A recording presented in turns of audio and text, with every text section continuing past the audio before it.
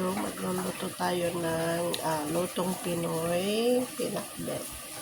Ito ang ingredients: kalabasa, ampalaya, sitaw, at okra. Hindi ko na guys pinakita yung paghiwa. Ayan guys, magluluto tayo ng lutong Pinoy na pinakbet. Hiwa tayo ng sibuyas, luya, at bawang. And meron dito bagoong, ginisang bagoong. Ito ang gagamitin natin guys. So guys, haluan natin ng karne ng baboy. Ayan, spare ribs para masarap. Ito guys ay namarinid na ng asin at saka paminta. Hugasan natin yung gulay guys. Ayan, after natin mahiwa-hiwa, hugasan natin. At malinis. Guys, napalatan na natin ang luya, bawang at sibuyas. Hiwa-hiwain na lang natin. Ika guys, para igisa natin ang bawang, sibuyas at luya. Lagyan natin ng mantika.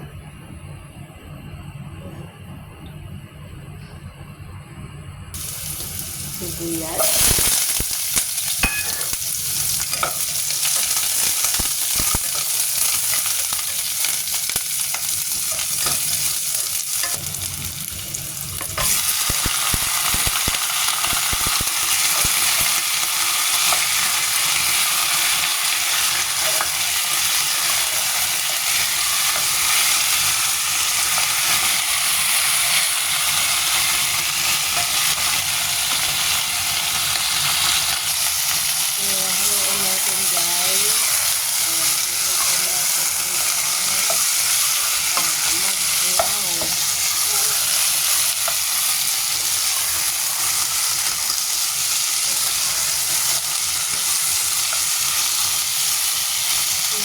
Guys, magalaw ang aking video.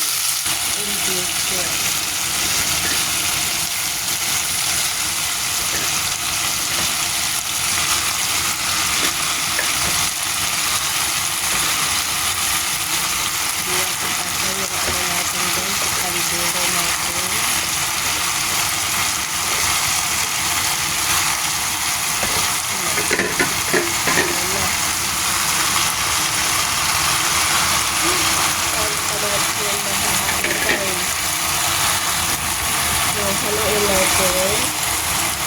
Hindi natin mahalo punong-puno. Lilipat ko dito guys sa mga kaldero dahil hindi asya.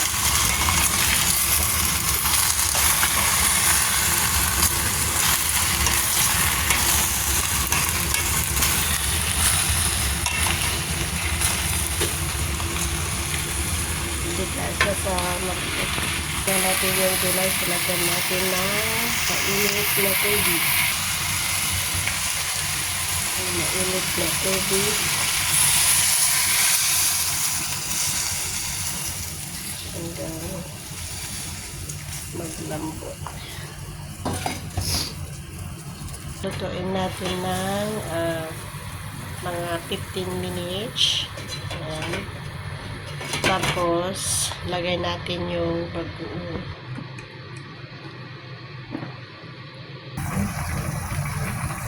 Maalat na? Wala na. Yung May lagasin ba yan? Oo. Yung karne. Isa yung magic Ayan guys. Nilagay ko na. Bagoong. Ginisang bagoong. Yung pala, ginisang bagoong, no? Masarap ko. Tapos, gataan. Pwede rin. Mainit. Hindi na pinakbal pag nilagyan ng gata. Ayan, ang gulay na. Madami atang tubig. Ayan. Madaming tubig. Okay na yan.